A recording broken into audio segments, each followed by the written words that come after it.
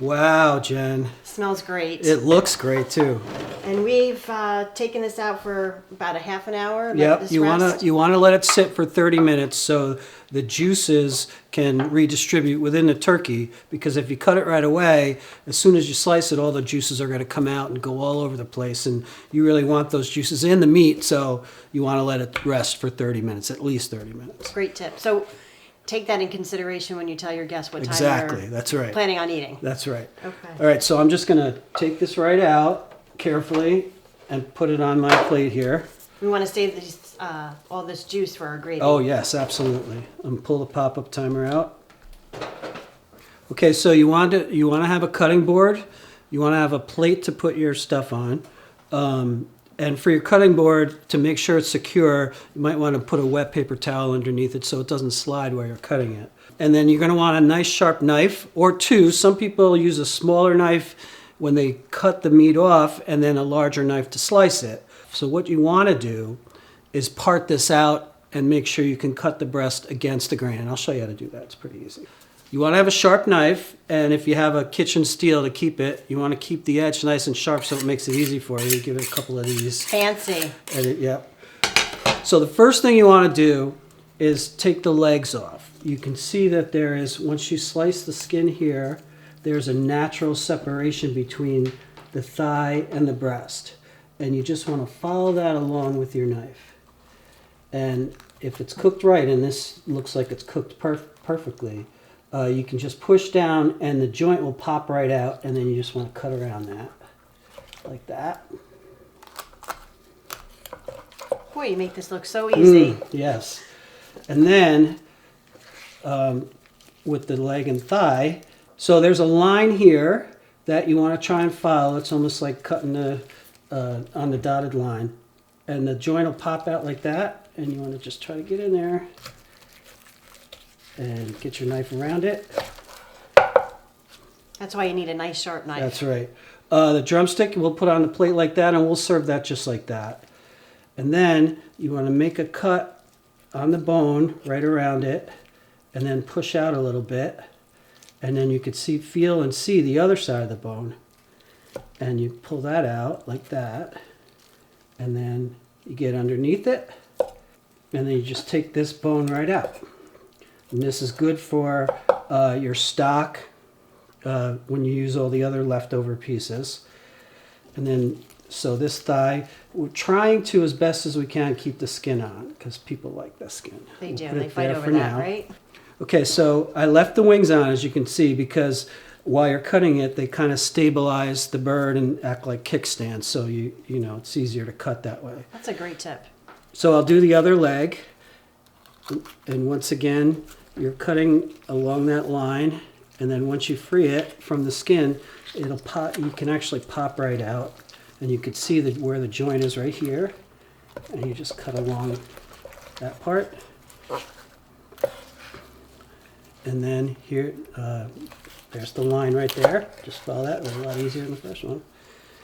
And then, Boy, that looks so nice. and then you do the same thing with your thigh bone. You clear one side. This looks so good, Jen. Right? And I see what you mean by keeping it, just on top of the stove, wrapped for about a half an hour. Right. The juice. Yep, you're It's not not getting it dry at all in the all. channels. That's Yeah. right. All the good juice for your gravy is in your pan. And then all the juice within the muscles are still there. So it'll be a nice, juicy bird. Because that's what people always complain about. Oh, it's dry. It gets dried out, yes. Yeah, that looks fantastic. So, of course, the thighs are the dark meat. And a lot of people like the dark meat. It's packed with flavor, and it's really good eating. Okay, so now that the legs are off, we can take the breast pieces out. Now, you want to go right down the center, and you can feel the bone with your knife. This bone right here is called the keel bone, and you'll follow along like that. Then you put your finger in there, and you kind of separate a little bit, and you follow along the inside of the rib cage. Oh, that's nice. It comes out as one piece. It'll come out in one piece, and then when you slice it, you can slice it against the grain, so it will eat exactly like it's supposed to. So look at that. It's Wow. nice. Now, some people will take the wishbone off before they do the breast, but I leave it on because it just makes it easier for me. And then the kids can fight about Right. breaking the wishbone apart. So then we'll do it the other side the same way. We'll stick close to the bone with our knife. I'll flip it around so it's easier for me to see what I'm doing.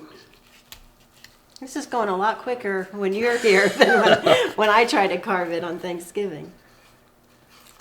Well, it makes it easier too when you take the pieces off like this, that when you do cut it into slices, you can make really nice presentation. Yeah. And people are going to love that they're getting the skin.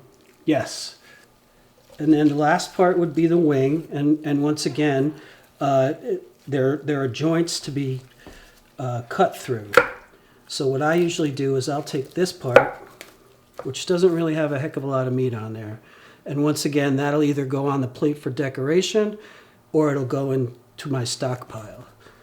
And then you have the drumette part of the wing, which the joint, if you pull, it'll pop right out for you. And this is similar to the drum part of the leg, where you can either pull the meat off of that or you can let people eat it whole like that. And then we'll do the same thing for the other side. And you see how it just, especially when it's cooked, the joints will just pop right open for you.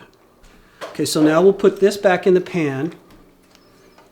And just so you know, later on after with your leftovers, you can pull stuff off of here that can go into your turkey salad or your turkey wraps, which are really good, or turkey parmesan or whatever.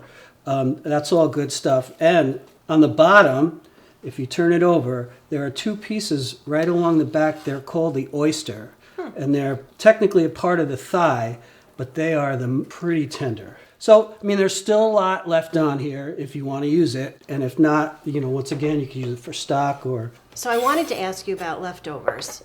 How long do you think we should keep our leftover turkey?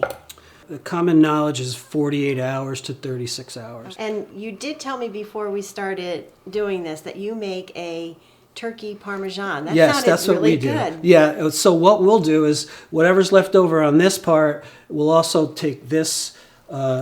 what's left over here, and we'll pull all these little pieces off like this, and we'll save them, and a couple days after Thanksgiving we'll put them in a big pan with tomato sauce and mozzarella cheese, and we'll put it in the oven for a half hour, 40 minutes, and then serve it with spaghetti. It's turkey parmesan. It's delicious. That sounds great. Yeah, and it's almost like a tradition for us that every Thanksgiving we do the same thing. Now we have our sections plated here. Now we want to put it on our serving.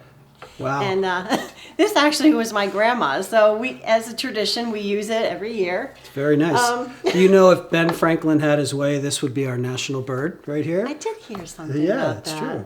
It's not quite a bald eagle, but But would have been all right, I guess. everybody knows it. So we've cut the turkey, and once again, this is probably where you want to put a little edge on your knife, just to make sure it's nice and sharp. So against the grain is going to be like this. So when you slice, if you angle it, you're still going against the grain, but your slices get a little bigger of a face. Good to know. So, and then also, depending on how thick people like it, I like to go, maybe about 3/4 to an inch. Mm-hmm. I'm going to do everything I possibly can to leave that skin on there, because some people really They do. they think that's the best part of it. And it looks so much nicer. It does. Fred talked about those aromatics, and you do smell it. Yes. It smells delicious. Uh-huh. The whole kitchen. That's right. And when you're cooking, the aromatics do kind of get infused into the meat a little bit. So there is a hint of The different herbs? the different herbs that you put in there. Boy, that looks nice. It does. But that's mostly because of the cook. Try to grab underneath it and put it on a plate like that. Wow. Presentation is going to look really It great. sure is. Grab a thigh. So it's sort of square. Mm-hmm. And you want to do the same thing. You'll cut against the grain like that. The grain would be, if the bone was going this way, Okay. then you would go perpendicular to where the bone. I think I'm going to stop, rewind, and play this video on Thanksgiving Day. So I will be able to carve it just like you. And this is a dark meat, which, you know, people love the dark meat. Put my knife under there. And put it just like that. Nice. You know, as I've gotten older, my gatherings have gotten smaller. So what I'll do is I will not cut the whole thing. Oh, But good I'll idea. still put it on the plate. So what we can do is take, and this is, I hate to cover up the turkey's face, but Grandma won't know. put the drumsticks like that, put the wings, something like that. Take the other breast, plop it on there, Nice. put the thigh, and then you have something nice to present and put on your table. That looks fantastic. It does look pretty good. Well, you worked hard. Let's show Fred the final product. Come on, Fred. Come on in, Fred. Wow, you guys did a great job. Well, your Awesome. seasoning and Yep. preparing it. We so appreciate that you guys came here today. I think you deserve the oyster I was hoping you would yes, say that. Me too. of the turkey here. And from our family to yours, we wish you a very happy Thanksgiving. Happy Thanksgiving, Happy everybody. Thanksgiving.